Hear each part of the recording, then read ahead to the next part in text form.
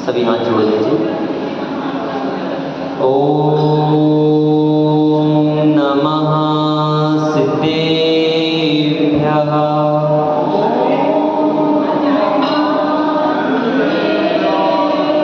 ओम नमः सिद्धेभ्यः।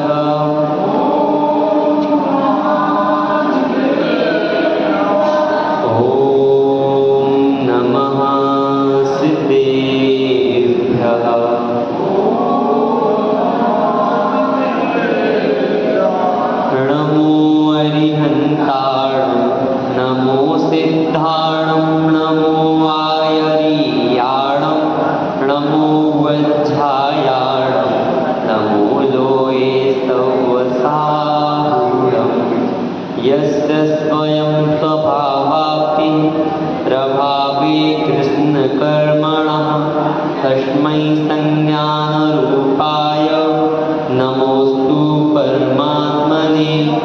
बोले दिवाली मूल नायक शिखरार्थ नैमिनाथ भगवान की द्वादशांक चिन्माणी माता की, आचार्य भगवंत पूज्यपाद स्वामी जी महाराज की, आचार्य भगवंत शिक्षण विद्यासागर जी महाराज की, परम पूज्य कुंवर शिक्षण सुधा सागर जी महाराज की, अढ़ाई विपस्त समस्त आचार्य राज समूहों की, 10 लक्षण महापर्व की, उत्तम तप धर्म की।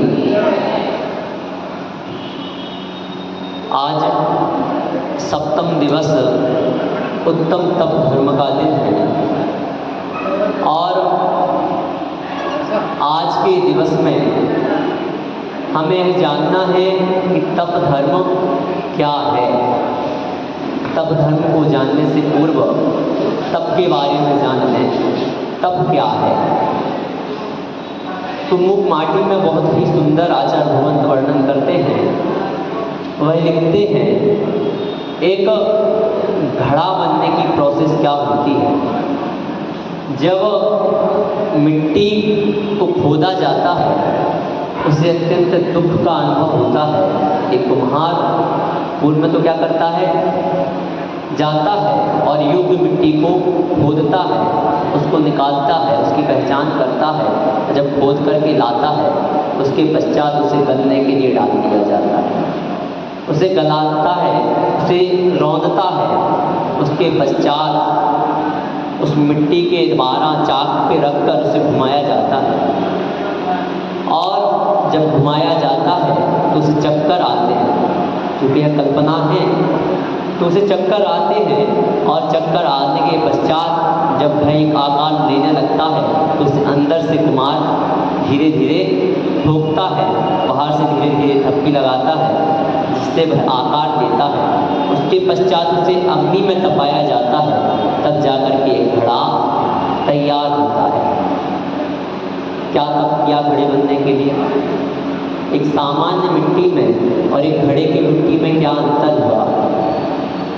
तो घड़ा जो बना वह अत्यंत तप करके बना, अत्यंत मेहनत पूर्वक बना।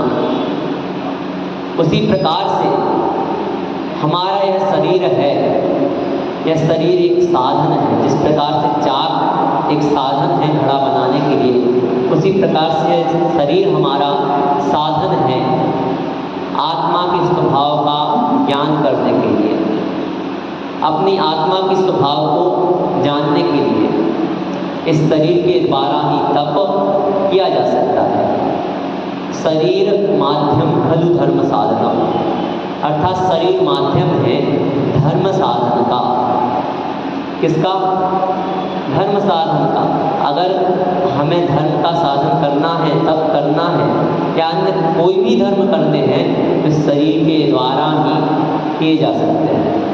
शरीर नहीं रहेगी तो क्या केवल आत्मा से आप धर्म कर सकते हो संसार अवस्था में? नहीं कर सकते। क्यों? एक तो बात यह है कि बिना शरीर के आत्मा संसार में रहती नहीं, रहती भी है तो अधिकाधिक 2 समय, 3 समय और 4 समय। इसके अलावा आत्मा बिना शरीर के रह ही नहीं सकती। अधिकाधिक 4 समय, समय कितना? सेकंड से भी अनंतमा भाग। उस समय, उतने समय में वह दूसरे शरीर को धारण कर लेती है। तो इस संसार में रहते हुए यह शरीर ही धर्म साधन का मार्ग है। बिना शरीर के आप कहो मुझे जल गर्म करना है, और चूल्हा जल रहा था, आपने जल लिया और उस पर उड़ेल दिया। क्या किया? उड़ेल दिया। चूल्हा बुझ जाएगा, जलेगा क्या चूल्हा? जल गर्म होगा? नहीं होगा, उल्टा आग और बुझ जाएगी। उसी प्रकार से जिस प्रकार हम जल को तपेली में रख करके या किसी बर्तन का सहारा लेकर के तपाते हैं, उसी प्रकार से इस आत्मा को तपाने के लिए, आत्मा की स्वरूप की प्राप्ति के लिए इस शरीर का सहारा लिया जाता है। शरीर जब बाहर से तपता है तब हमारी आत्मा अंतरंग में पवित्र होती है। आप कहो कि क्यों एकासन उपवास करना? मैं सबसे पहले तो उन सभी की बहुत अनुमोदना करता हूँ जो इन 10 लक्षण महापर्वों में संपूर्ण विश्व भर में जो अत्यंत तप साधना आदि कर रहे हैं, 1 उपवास 2 उपवास से लेकर के 10 उपवास तक करने वाले जितने भी तपस्वी प्राणी हैं, उन सभी तपस्वियों की खूब खूब अनुमोदना। क्यों? क्योंकि हमारे लिए ऐसे व्यक्तियों को देखकर ही ज्ञान लेना है, ऐसे व्यक्तियों को देखकर ही चारित्र धारण करना है कि वह तप कर रहे हैं। समझना क्या है कि हमें एकासन उपवास करने की ज़रूरत क्या है। तो देखें, खाने पीने वाले तो बहुत हैं, अत्यंत चीज़ें खाने पीने वाली हैं, लेकिन जो विवेकी मनुष्य होता है वह वही चीज़ खाता है जो उसके योग्य हो, उसके अनुकूल हो। आप कहो कि मौसम चल रहा है गर्मी का, और गर्मी के मौसम में अत्यंत गर्म चीज़ें ही वह खाए, जिसकी तासीर गर्म है ऐसी चीज़ों को ही खाए तो उसका शरीर काम नहीं करेगा, उसकी तबीयत जल्दी बिगड़ जाएगी। किसी व्यक्ति को अत्यंत तेज बुखार चढ़ा है और वह घी को पिए तो उसके बुखार में और वृद्धि हो जाएगी, उसका बुखार नहीं घटेगा। तो जब जिस चीज़ की उपादेयता होती है उस चीज़ को ग्रहण किया जाता है। तो तप करने की क्या आवश्यकता रही? तो हमारे लिए अगर अंतरंग आत्मा को तपाना है तो पहले बहिरंग में कुछ प्रयास करने चाहिए। जैन दर्शन मरण की विद्या सिखाता है, किस प्रकार से मरण करें, किस प्रकार से हमारा श्रेष्ठ मरण हो, समाधि मरण हो। उस मरण को करने के लिए हमें प्रारंभ से ही तप करना चाहिए, उसका अभ्यास रूप तप है यह। जब समाधि मरण धारण होता है तो श्रेष्ठ समाधि मरण कहा 12 वर्षों का, 12 वर्षों का समाधि मरण होता है। और उस अंतराल में धीरे धीरे करके सभी प्रकार के अन्न जल का त्याग कराया जाता है। पूर्व में तो रिद्धियाँ आदि होती थी, अवध ज्ञान आदि के द्वारा जान लिया जाता था, निमित्त ज्ञान आदि के द्वारा जानना संभव हो जाता था। वर्तमान में भी जो निमित्त ज्ञान आदि के द्वारा जान लेते हैं कि अब इसकी आयु निकट है तो उसको समाधि मरण दे दिया जाता है। तो धीरे धीरे करके समाधि मरण करने वाले जीव को समस्त वस्तुओं का त्याग कराया जाता है। धीरे धीरे पहले 6 रसों का त्याग कराया जाएगा, फिर और जो अनाज आदि है उसका त्याग कराया जाएगा, अंत में जल का भी त्याग करा दिया जाएगा। तो इस प्रकार से समाधि मरण को धारण किया जाता है। तो उसी समाधि मरण की प्रैक्टिस करने के लिए, उस समाधि मरण को धारण करने के लिए हम अभी से उस रूप आचरण करने का प्रयास करें कि किस प्रकार से हमारा मरण श्रेष्ठ हो सकता है।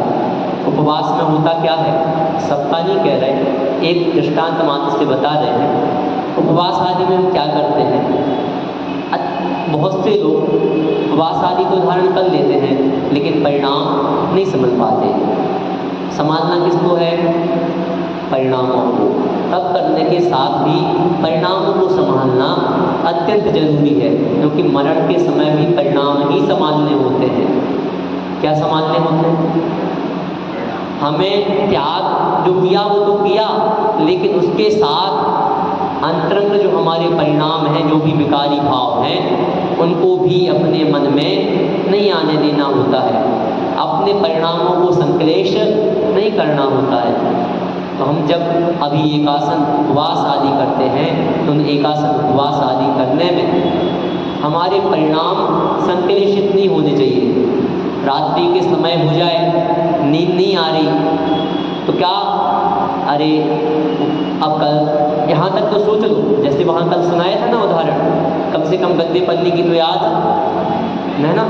तो उसी प्रकार से यहाँ क्या समझ लो कि अपन ने जो त्याग किया कम से कम वो विषय याद ना आए, तो कम से कम इतना भाव यहाँ धारण कर लेना। और तप को धारण करने का सबसे श्रेष्ठ कारण क्या है, तो आचार्य भगवंत कहते हैं तपसा निर्जरा च। तप से क्या होती है, निर्जरा होती है। 9वें अध्याय का 3रा सूत्र है कि तप से निर्जरा होती है। तप की परिभाषा क्या हुई, कर्म क्षयार्थम तप्यते इति तपः, अर्थात कर्म क्षय के लिए जो तप किया जाता है वह तप कहलाता है। किसके लिए, कर्म क्षय के लिए।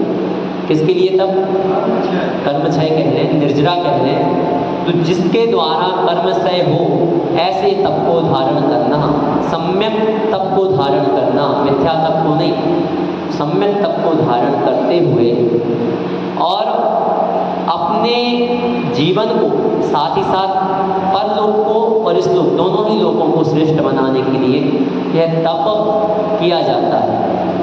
तप के द्वारा इस लोक में तो हम श्रेष्ठ बनते ही हैं और परलोक भी हमारा सुधरता है, क्योंकि तप का जिसे अभ्यास हो जाता है, जिसे इन तपों को करने का अभ्यास हो गया, वह निश्चित ही अपने परिणामों में अत्यंत ही निर्मलता धारण कर लेगा। एक और तप की परिभाषा बताई, इच्छा निरोधस तपः, अर्थात इच्छाओं का जो निरोध है वह तप कहलाता है। जो भी हमारे मन में इच्छाएं आ रही हैं उन इच्छाओं को दबा देना। कहते हैं मन जो है वह हमारा राजा नहीं है। मन हमारा राजा है क्या, नहीं है, मन तो हमारा है ही नहीं। तो मन हमारा राजा कैसे हो सकता है, मन ने कुछ कहा हमने तुरंत कर दिया, मन ने कहा इस प्रकार के कार्य करना तो हमने वह कार्य कर लिया।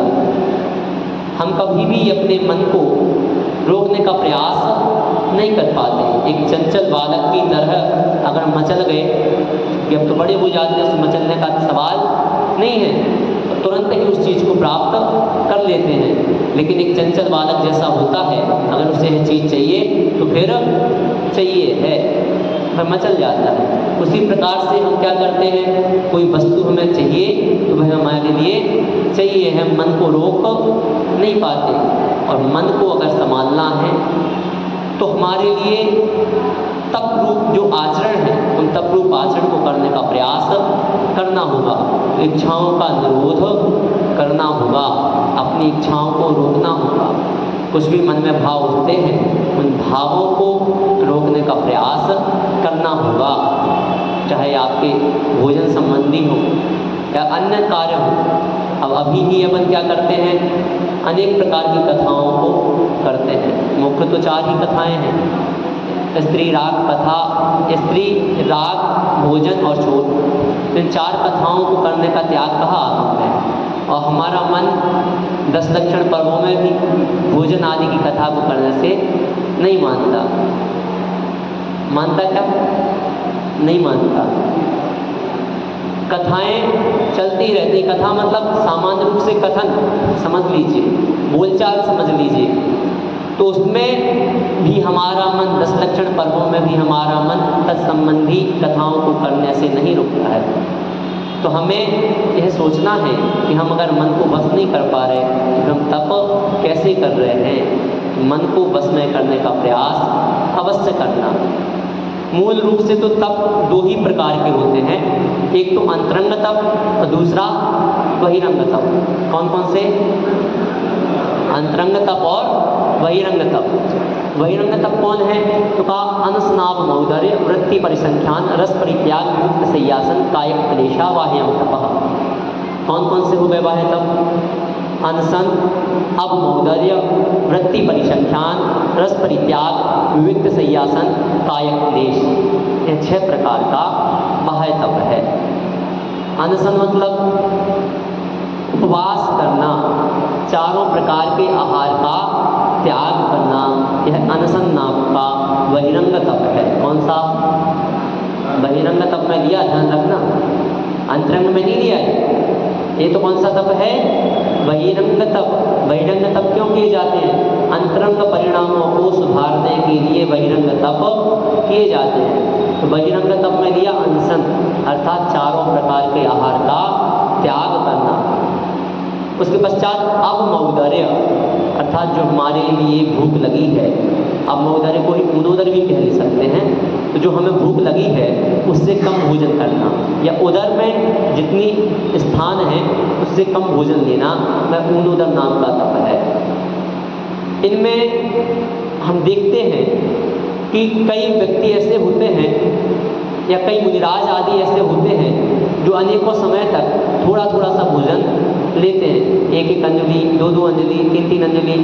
एक बार तो देखा गया प्रमाण सागर जी ने कटनी में 3 दिन तक लगातार 3-3 अंजलि जल ही लिया। तो इस प्रकार से जो है तप किया जा सकता है। अनशन में आप देखें, शांति सागर जी के जीवन चरित्र को उठा करके देख लें, मात्र 35 वर्ष की उनकी मुनि अवस्था थी। 35 वर्ष की मुनि अवस्था में उन्होंने लगभग 98-99 लगभग उन्होंने उपवास किए थे। 35 वर्ष की आयु में कितने दिन? 12,000-13,000 दिन बैठेंगे 35 वर्षों में। इतने वर्षों में इतने उपवास उनके हो गए। और कैसा उन्हें बाकी दिनों में भी जो 2-3 हज़ार दिन उन्होंने खाया होगा, उसमें भी उन्हें दिन भर नहीं खाना था। कब खाना था? मात्र एक टाइम, उसमें भी कहीं अंतराय, कहीं कुछ।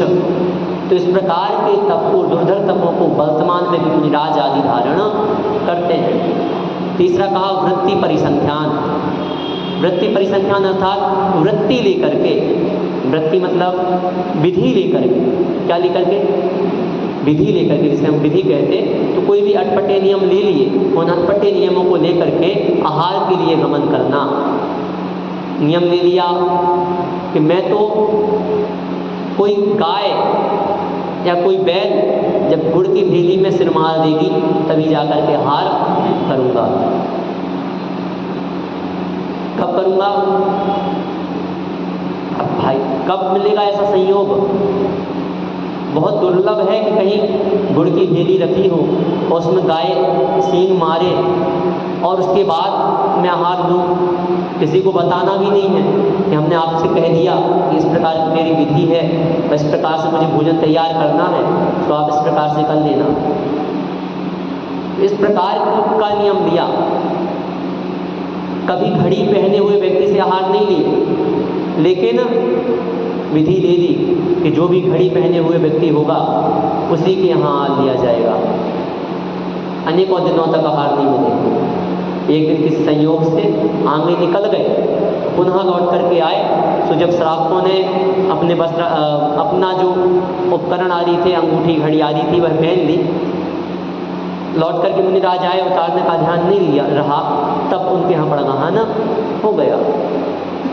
वह बैल वाला भी संयोग बन गया था।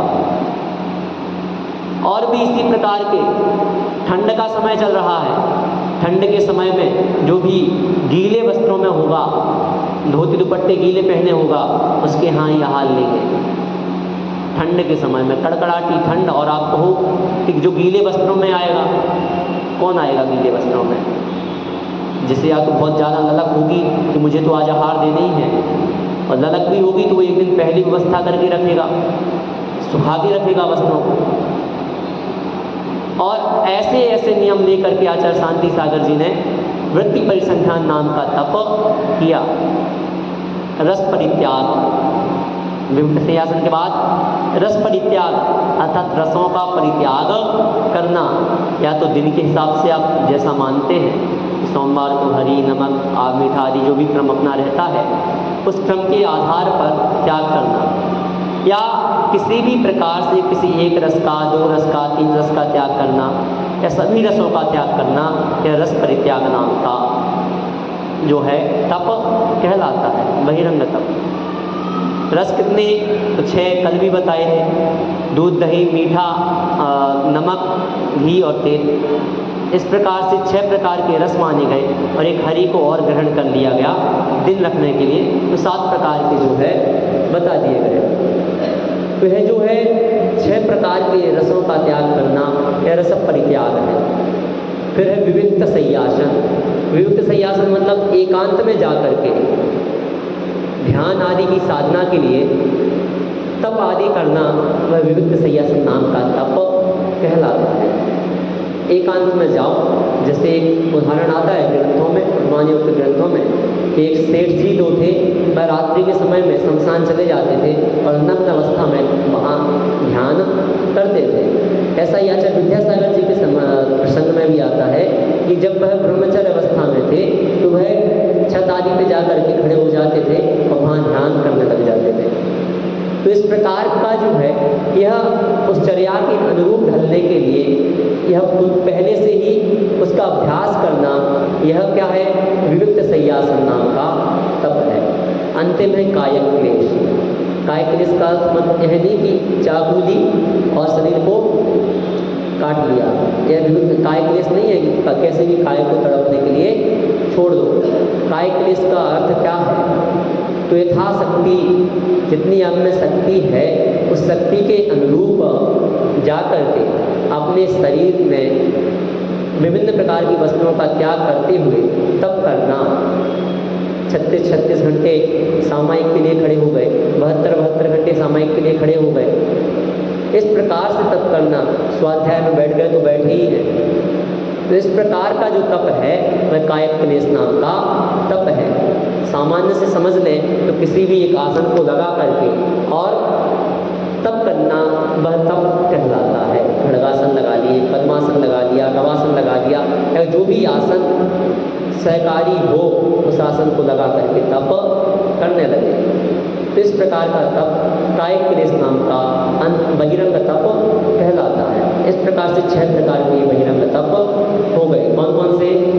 अनशन, अवमोदर्य, वृत्ति परिसंख्यान, रस परित्याग, विविक्त सय्यासन और कायक क्लेश।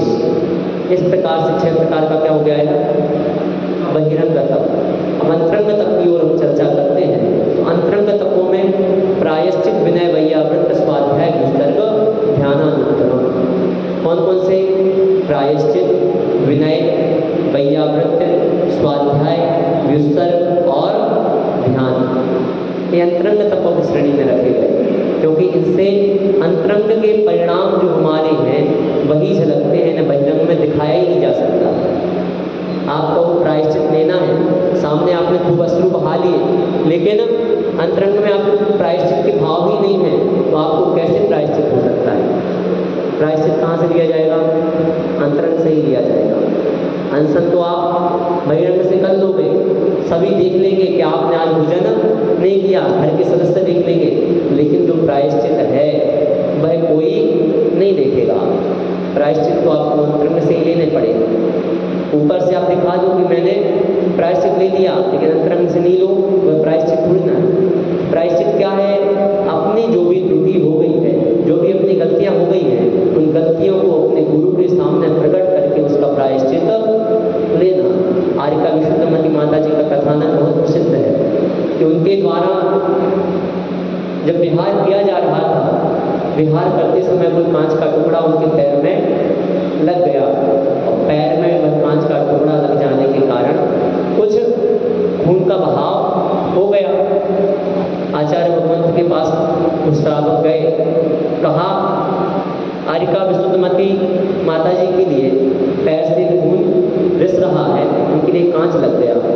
कहा ठीक है, एक उपवास के लिए कह रही। सब चौंक गए। उपवास? कहा हाँ उपवास के लिए। चले गए, कुछ नहीं, अब आचार्य महाराज से कौन क्या कहे। चले गए, कह दिया आपके लिए महाराज जी ने उपवास कहा है। ठीक है, उपवास कर लिया। कहा उपवास होने के पश्चात श्रावक गए, उन्होंने पूछा, संगत आर्यिकाओं ने पूछा महाराज जी आपने उपवास क्यों दिया? तो कहा आपकी ईर्या समिति है। कौन सी? ईर्या समिति है, आपको देखकर चलना चाहिए। कांच की जगह कोई जीव होता तो तो यह क्या है? प्रायश्चित है। इस प्रकार के प्रायश्चित आचार्य जो है, इसीलिए आचार्यों को क्या कहा? शिक्षा दीक्षा देने वाला कहा। जो आचार्य शिक्षा दीक्षा और प्रायश्चित आदि देते हैं वह आचार्य हैं। और श्रेष्ठ आचार्य वही है जो अपने मन और बुद्धि को स्थिर रख करके प्रायश्चित आदि के कार्य स्वयं करे और दूसरों को कराए। तो इस प्रकार से हमें वर्तमान में आचार्य की दृष्टि देखने को मिल रहे हैं कि वह अपने संघस्थ शिष्यों को इस प्रकार के भी प्रायश्चित दे देते हैं। लगा क्या है? कांच का टुकड़ा, कह दिया एक उपवास और कल उपवास। तो इस प्रकार से प्रायश्चित नाम का। फिर विनय अर्थात विनय करना। किसकी विनय करना?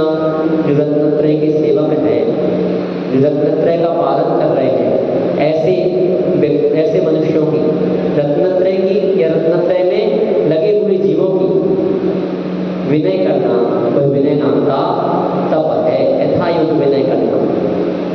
विनय भी 4 प्रकार की कही, उसके बारे में बात हो गई थी, इसलिए पुनः पृष्ठपेषण अपन नहीं कर रहे। ज्ञान, दर्शन, चारित्र और उपचार, ये 4 विनय होती है। सुतक संबंधी विनय करना, वह विनय नाम का तप कहलाता है। फिर है वैयावृत्य। वैयावृत्य अर्थात वैयावृत्ति करना, यथा योग्य, अपने से श्रेष्ठ की ही नहीं। आचार्य मुनि सुधासागर जी, उनके शिविर में हजारों की संख्या में शिविरार्थी आते हैं। इस वर्ष शायद 4000 के लगभग या उससे ऊपर संख्या है। तो वहाँ पर जो शिविरार्थी आते हैं उनमें लगभग 100 शिविरार्थी, 5000 बता रहे हैं संख्या, लगभग 100, 150, 200 शिविरार्थी 10 उपवास करते हैं। और उनकी जब पारणा होती है तो मुनिराज स्वयं वहाँ उपस्थित रहते हैं। और झुल्लक जी जो उनके संघस्थ पूर्व में गंभीर सागर जी, लहर सागर जी थे, अभी गंभीर सागर जी हैं, वह स्वयं उनके सर में मालिश करते हैं। तो ऐसा नहीं है कि जो तप करने वाला है वह श्रेष्ठ ही होना चाहिए या उसके पास तत्काल में वह क्या तप कर रहा है, वर्तमान में वह क्या तप कर रहा है, वह मायने रखता है।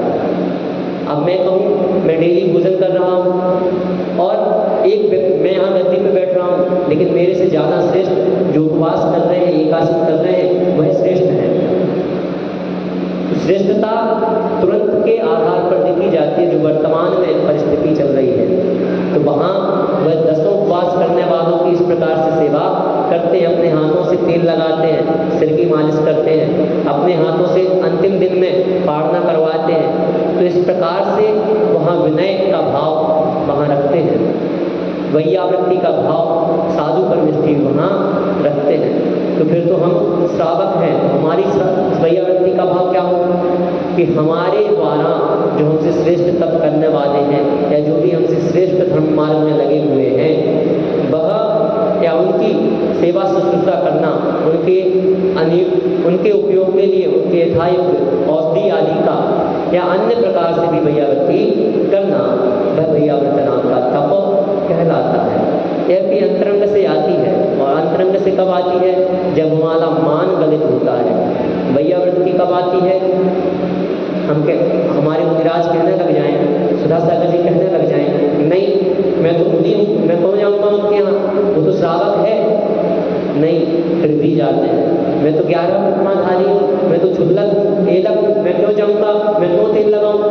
नहीं, मेरे से अभी तो 10 उपवास कर रहे हैं, नहीं मुझे तो सेवा करनी है। तो यह भाव वहाँ रखा जाता है कि हमारी से वह श्रेष्ठ, वर्तमान में तो श्रेष्ठ है ही कि नहीं है, तो उस प्रकार का तप कर रहे हैं तो वह श्रेष्ठ मार्ग में है। तो यह हो गई वैयावृत्ति, यह भी अंतरंग से ही आती है। तो जब हमारा मान गलित होता है तब आती है। हम अगर मानी बने रहें, नहीं हम नहीं करेंगे, कर रहा होगा 10 उपवास, हमें क्या करना, तो इस प्रकार से भावना नहीं आती। श्रावकों को भी जो श्रेष्ठ श्रावक हैं, नगर में अगर साधु नहीं है, कोई नहीं है, तो जो श्रेष्ठ श्रावक या जो श्रेष्ठ व्रतों का पालन कर रहे हैं, उपवास कर रहे हैं, ऐसे जो जीव हैं उनकी सेवा में भी ध्यान लगा सकते हैं, उससे भी आपको पुण्य का आश्रय होगा। उसके पश्चात प्रायश्चित विनय वैयावृत्ति, स्वाध्याय नाम का चौथा तत्व कहा कि जो स्वाध्याय है वह करते रहो। पंडित जवाहरलाल जी भिंडर 16-16 घंटे स्वाध्याय करते थे। 16-16 घंटे स्वाध्याय में निरत रहते थे। स्वाध्याय करने से होता क्या है, अपने आत्म परिणाम जो है उनमें विशुद्धि आती है, अपने आत्म परिणाम दृढ़ होते हैं। अभी मैंने शायद आपको करणानी योग के विषय में प्रसंग नहीं बताया। करणानी योग में केवल तीनों लोगों के विषय का वर्णन है। किसका? तीनों लोगों में क्या रचना है, क्या संरचना है, क्या कर्म का फल है, यह सारा विषय करणानी योग का विषय है। अब इसको पढ़ने से अपन को लाभ क्या है? तीनों लोग की रचना पढ़ना है, क्या लाभ उससे? हमें तो नहीं रहना, क्यों हम देव पर्याय के बारे में जाने, क्यों हम नरक गति के बारे में जाने, क्यों हम जम्बूद्वीप के बाहर का जाने या भरत क्षेत्र के बाहर का जाने। तो आचार्य पंडित तोडरमल जी बड़ी सुंदर बात कहते मोक्ष मार्ग प्रकाशन में कि करणानी योग विषय जरूर उनने कुछ अलग भाषा में कहा, मैं आपको हिंदी में ही बताता हूँ।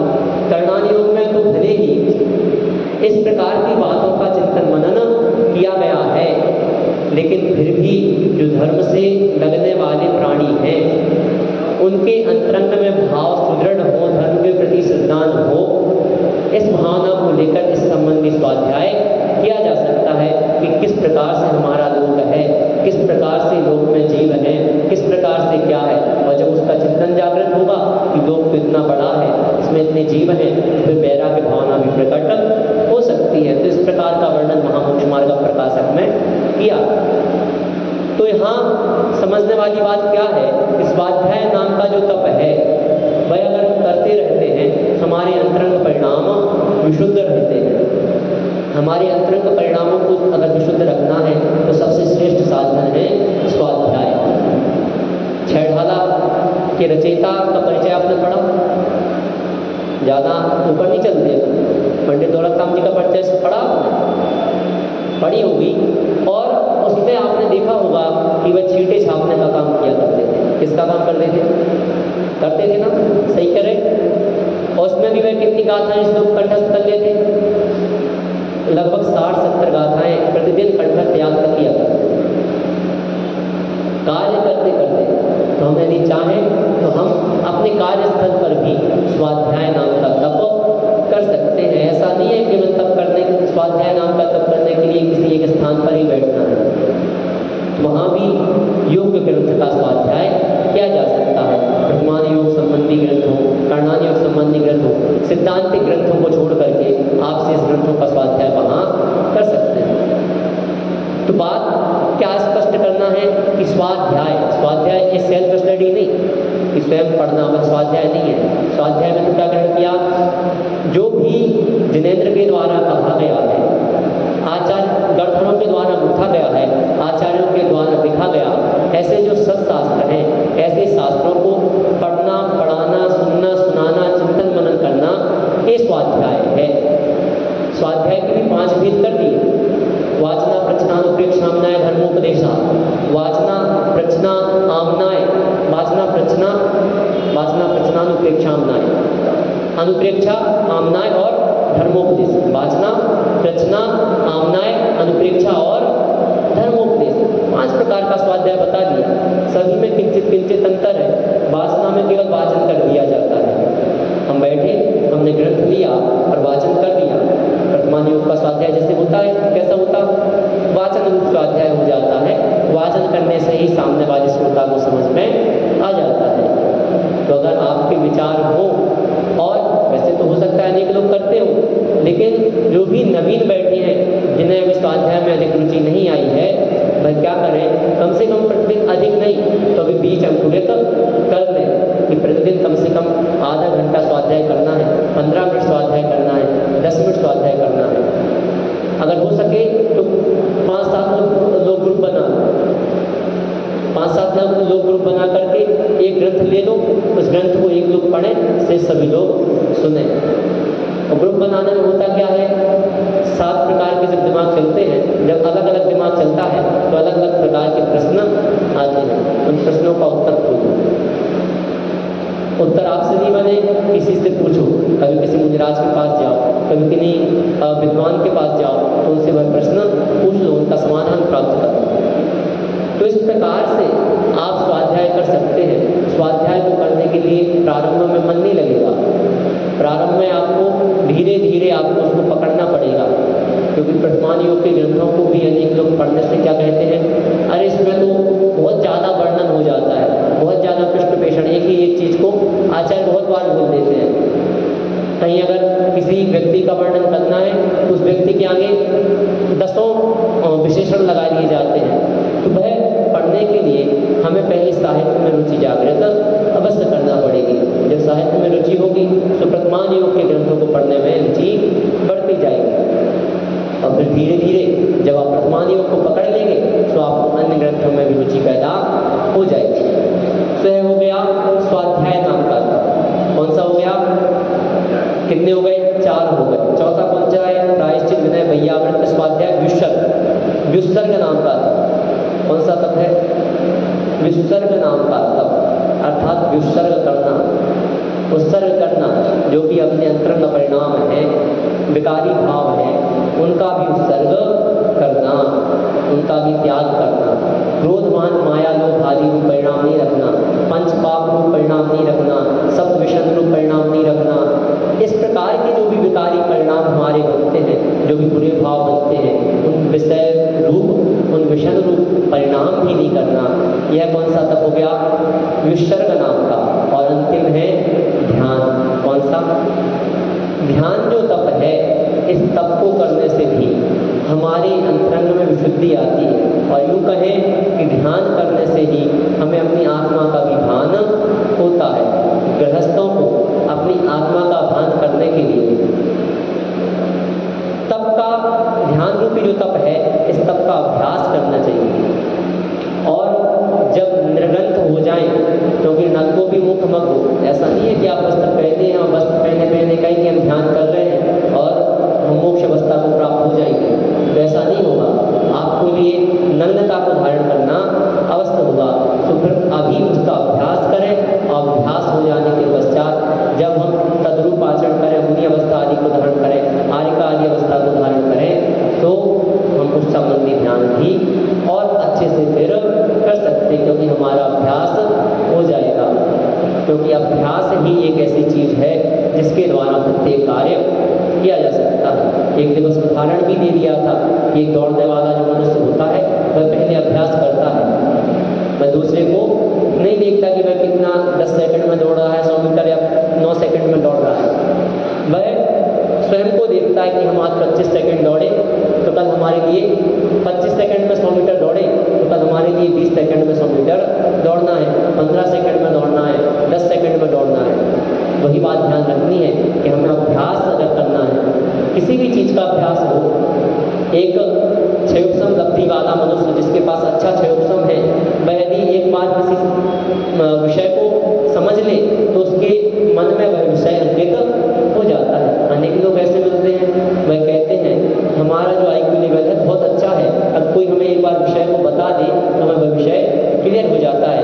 कोई हमें मैथमेटिक्स के सवाल अगर बता दे तो मैं तुरंत ही उसे हल कर लेता हूँ, तो मुझे दोबारा समझने की ज़रूरत नहीं रहती। लेकिन अनेक लोग ऐसे होते हैं, अनेक विद्यार्थी ऐसे होते हैं जिनके लिए बार बार अभ्यास करना पड़ता है, उसके लिए पुनः पुनः समझना पड़ता है, और जब तक पुनः पुनः समझता है तो वह उसके लिए समझने आने लगते हैं। तो इसी प्रकार से ध्यान आदि जो तप है, या जो भी अंतरंग तप है, प्रायश्चित आदि, इन तपों को करने के लिए पूर्व में अभ्यास जरूरी है। यदि अभ्यास नहीं होगा तो आप श्रेष्ठ रूप से व्रतों को धारण नहीं कर पाएंगे। आप गृहस्थ अवस्था से ही तप का अभ्यास करना प्रारंभ कर सकते हैं। बहिरंग अभ्यास तो हम करते ही हैं, साथ ही साथ अंतरंग जो हमारे अभ्यास हैं, वह अभ्यास भी हमारे प्रारंभ हो जाने चाहिए। अंतरंग अभ्यासों को भी हमें गृहस्थ अवस्था में रहते हुए ही धीरे धीरे प्रारंभ कर लेना चाहिए। ऐसा नहीं है कि आप पहले ही दिन यह कहने लगे कि हम तो 16 घंटे एक साथ बैठ करके स्वाध्याय करने लग जाते हैं, एक दिन हम 6 घंटे एक साथ खड़े होकर के किसी ध्यान मुद्रा में बैठ जाते हैं। नहीं हो सकता, क्योंकि आपको अभ्यास करना पड़ेगा। अभी तो अपन को आधे घंटे या 1 घंटे ही बैठा दिया जाए किसी एक आसन में, तो क्या होता है, हम पैर मोड़ने लगते हैं, कहीं सुखासन में बैठ जाएंगे, कहीं गवासन में बैठ जाएंगे, कहीं वज्रासन लगा लेंगे। तो अलग अलग आसन हमारे परिवर्तित होते रहते हैं। लेकिन जब हमारा अभ्यास उस रूप होने लगता है तो घंटों भी हम बैठ सकते हैं। जरूरत किसकी है? अभ्यास। तो अभ्यास जब हम उस प्रकार का करेंगे तो हम सभी प्रकार के तपों को श्रेष्ठ रूप से धारण कर सकते हैं, और यह अभ्यास गृहस्थ में रहकर ही करना पड़ेगा। आचार्यों ने कहा, तन मिला तुम तप करो, करो कर्म का नाश, रवि संस्कृति ही तेज है तुम में दिव्य प्रकाश। हमारे अंतरंग में शक्ति विद्यमान है। जिस प्रकार से कहा जाता है लोग में कि आइंस्टीन ने अपने दिमाग का कुछ परसेंट, शायद 2% कहा जाता है, तो उसने अपने दिमाग का 2% इस्तेमाल किया, बाकी इस्तेमाल नहीं किया। तो आप लोग तो उसके कई गुना कम इस्तेमाल कर रहे हो, ऐसा लोग में कहा जाता है। तो हमारे लिए भी यही समझना है कि हम जो पुरुषार्थ कर रहे हैं वह हमारी शक्ति नहीं है, उससे हमारे पास अनंत गुना शक्ति विद्यमान है। हमारी आत्मा में अनंत दर्शन, अनंत ज्ञान, अनंत सुख, अनंत वीर विद्यमान है, बस वह ढके हुए हैं, प्रकट नहीं हो पा रहे हैं। क्या नहीं हो रहे? प्रकट नहीं हो पा रहे। क्यों नहीं हो पा रहे? क्योंकि कर्म लगे हुए हैं। क्या लगे हुए हैं? जो ज्ञानावरणादि कर्म है, नो कर्म है, वह सारी वर्गणाएं हमारे शरीर के साथ जुड़ी हुई हैं, और उन वर्गणाओं के कारण यह शरीर जो है हमारा उतना ज्ञान प्रकट नहीं कर पा रहा। लेकिन उस ज्ञान को प्रकट करने के लिए हमारे लिए जिस प्रकार से अग्नि में सोना तपता है और उसके पश्चात वह पवित्र होता है, जिस प्रकार से रोटी बनाने के लिए हमारे लिए समस्त उपकरण जुटा करके और फिर हमें रोटी प्राप्त होती है, उसको खूब परिश्रम करने के पश्चात रोटी प्राप्त होती है। हमने आटा जुटा लिया, हमने बर्तन जुटा लिए, नमक जुटा लिया, पानी जुटा लिया, गैस चालू कर ली, तवा रख दिया, कुर्सा भी रख दिया, लेकिन पुरुषार्थ नहीं किया, आटे को नहीं उठा, तो क्या रोटी बनेगी? नहीं बनेगी। इतने उपकरण जुटाने के पश्चात जब हम परिश्रम करते हैं आटे को गूंथने का, रोटी को बेलने का, उसके बाद तवे पे रखने का, उसके पश्चात पलटने का और फिर सेकने का, इतना परिश्रम होने के पश्चात वह रोटी तैयार हो पाती है। ऐसी ही होती क्या? बनाई तो मैंने नहीं। हाँ, तो क्या है, इतने परिश्रम होने के पश्चात ही वह रोटी तैयार हो पाती है। और आप कहो कि हमने बेलन से रोटी बेल तो ली, सेकने के लिए हम सीधे ही गैस पे रख देते हैं, तवे पे नहीं रखते, सीधे गैस पे, रोटी सीख जाएगी क्या? नहीं सीखेगी। तो कर्म जो हमारा शरीर है, जो दो कर्म है, वह क्या है? वही तवा है जिस पे रख करके हम रोटी सेक रहे हैं। यह तवा हमारे है, जो तवा है इसके द्वारा ही हम आत्मा रूपी रोटी को सेक रहे हैं। इसी के द्वारा हमें सीखना पड़ेगा। आपका वो आत्मा सुखी दुखी हो रही है, शरीर सुखी दुखी हो नहीं रहा, तो हम क्यों व्यर्थ में शरीर को कष्ट दें? आत्मा को तो जब परिणाम भोगने होंगे सब भोग लेंगे। तो ऐसा नहीं है, हमारे लिए आत्मा दुखी हो रही है, उसके संपर्क में यह शरीर है। आत्मा चूंकि सुखी दुखी नहीं होती, लेकिन संसार अवस्था में जब हमारे पास है शरीर है, इसी के माध्यम से, यानी मन वचन काया आदि के माध्यम से जब हमारी आत्मा में कर्म रूप पर्याय प्रकट होती हैं, कर्म ग्रहण होते हैं, और जब उनका फल प्राप्त होता है, तब इस आत्मा में सुख दुख रूप पर्याय प्रकट होती है। कब प्रकट होती है? जब वह कर्म फल देते हैं। और कर्म फल किसके माध्यम से देते हैं? शरीर के माध्यम से ही तो देते हैं। किसके माध्यम से दे रहे हैं? शरीर के माध्यम से। तो शरीर के माध्यम से ही आपको तप करना पड़ेगा। उसी प्रकार से जिस प्रकार से एक तवा रोटी को सेक रहा है, उसी प्रकार से जिस प्रकार से एक तपेली जल को गर्म कर रही है, उसी प्रकार से जिस प्रकार से अग्नि एक सहायक है सोने को शुद्ध करने के लिए, उसी प्रकार से हमारे लिए भी तपना पड़ेगा। जब तक हम तपेंगे नहीं, तब तक हमारा शरीर शुद्ध होने, तब तक हमारी आत्मा शुद्ध होने वाली नहीं है। हम कितना भी पुरुषार्थ करें, लेकिन अगर हमारा ध्येय यह नहीं है कि हमें जीव का उपकार करना है। किसका उपकार? आचार्य भगवंत पूज्य श्रीपाद स्वामी जी ने ष्टोपदेश जी में बड़ी अच्छी बात कही, यद जीवस्योपकाराय तद देहस्यापकारकम, यद देहस्योपकाराय तद जीवस्यापकारकम। यदि आप यद जीवस्योपकाराय, अगर आप जीव का उपकार करना चाहते हैं, किसका? जीव का अगर आप उपकार करना चाहते हो तो किसका उपकार करना पड़ेगा? जीव का ही उपकार करना पड़ेगा, तब देह का उपकार हो जाएगा। किसका उपकार हो जाएगा? जो हमारा शरीर है, तद्देहस्य अपकारकम, पदच्छेद ऐसा होगा, अपकार हो जाएगा, मतलब हम अपने शरीर का उपकार नहीं कर सकते। लेकिन अगर हमारे लिए अपने शरीर का उपकार करना है तो फिर हमारी आत्मा का उपकार नहीं हो सकता। यद देहस्योपकाराय तद जीवस्यापकारकम, अगर देह का उपकार किया तो जीव का उपकार। अब समझिए करना क्या है, देह का उपकार करना है या शरीर का उपकार करना है? एक ना एक का उपकार होगा और एक का अपकार होगा। किसका उपकार करना है, किसका अपकार करना है, यह हमारा विवेक है। वहीं एक और जगह आचार्य भगवान ने कहा, परोपकृति उत्सृज्य सोपकारो परो भव उत्कुर्वन् परस्याज्ञो दृश्यमानस्य लोकवत्। इस लोक में ऐसे मनुष्य देखे जाते हैं जो इस देह के द्वारा दूसरे जीवों का उपकार करने में लगे रहते हैं या दूसरे का उपकार करने में लगे रहते हैं। किसका उपकार करते हैं? अभी क्या कहा हमने, तन मिला तुम तब करो। किसके लिए तब? दूसरे के लिए? अपने लिए तब करना, स्वयं के लिए तब करना।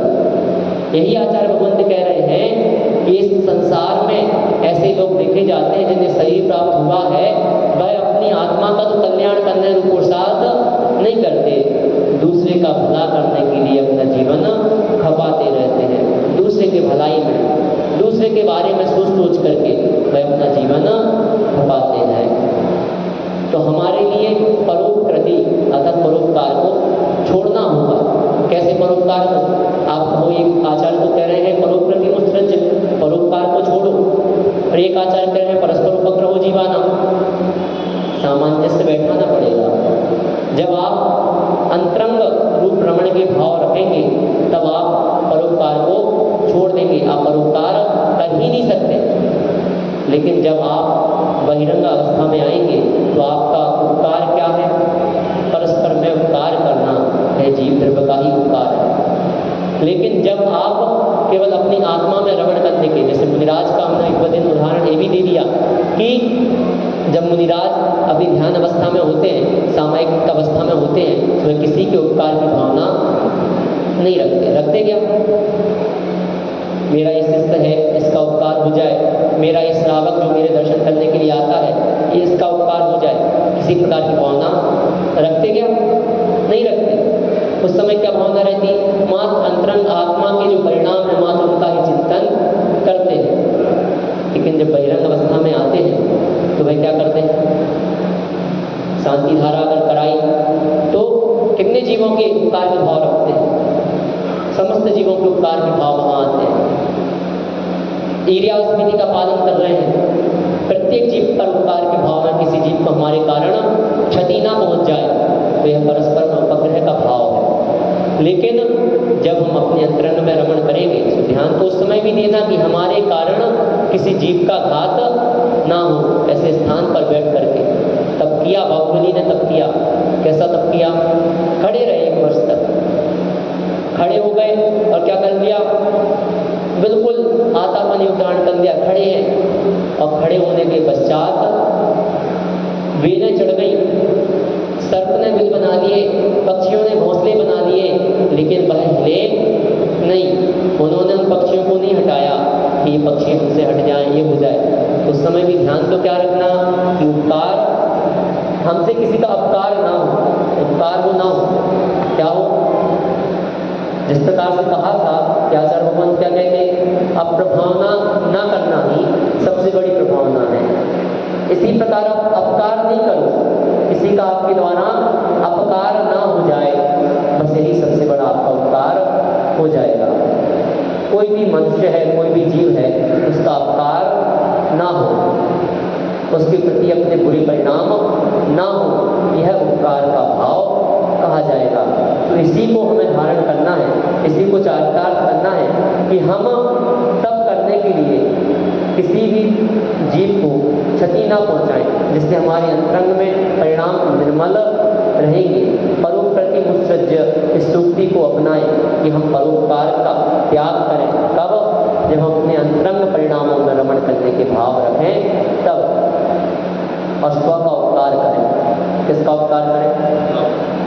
लोग जो सामान्य लोग हैं, जो लौकिक बुद्धि वाले हैं, लोग की बुद्धि में रचते हैं, वह क्या समझते हैं कि परोपकार को छोड़ना और अपना उपकार करना, वह कैसा उपकार होता है? वह मात्र धन संबंधी या लोक संबंधी उपकार उनका होता है। ऐसा ही उपकार होता है, अरे मुझे तो किसी की मदद नहीं करनी, मुझे तो मात्र अपने से मतलब है। वह कैसा मतलब है? क्या तो समझ ले घमंड वाला मतलब है या लोभ वाला मतलब है? इस प्रकार का वह मतलब हो जाता है। लेकिन जैन दर्शन में ऐसा मतलब नहीं है। जैन दर्शन में क्या मतलब है? आपको अपने अंतरंग आत्मा का उपकार करने का भाव वहाँ प्रकट करना है। जो आपकी आत्मा के भाव है, जो आत्मा के भाव छिपे हुए हैं, वह प्रकट करना है। उत्कुर्बन परस्याग्यो दृश्यमान से लोकपत, इस प्रकार के लोग अनेक लोग देखे जाते हैं जो दूसरे के उपकार करने में लगे रहते हैं। लोकपत, लोक में ऐसे लोग दिख रहे हैं। तो हमारे लिए ऐसे लोग नहीं बनना है कि जो केवल दूसरे के उपकार में समय बिता रहे हैं, दूसरे के बारे में ही सोच रहे हैं, दूसरे को ही मुख्यता दे रहे हैं, अपने आत्म तत्व को मुख्यता नहीं दे रहे, अपने आत्मा के परिणामों को मुख्यता नहीं दे रहे हैं। मुख्यता किसे देना? आत्मा। किसे मुख्यता देना? मात्र आत्मा को, आत्मा के परिणामों को। यदि हमने आत्मा के परिणामों को मुख्यता दे दी, अपने आत्म स्वभाव को चिंतन में ले लिया, अपनी आत्म स्वभाव को प्रकट करने के लिए अभ्यास अभिषेक कर लिया, तो जैसा कि हमने प्रारंभ में ही कहा कि हमारा मरण अगर अच्छा करना है तो हमें अभ्यास करना पड़ेगा। और अगर मरण हमें करना है, क्योंकि मरण की शिक्षा कौन देता है? मात्र जैन धर्म एक ऐसा धर्म है जो आपको मरने की कला बताता है, किस प्रकार से आपका मरण हो।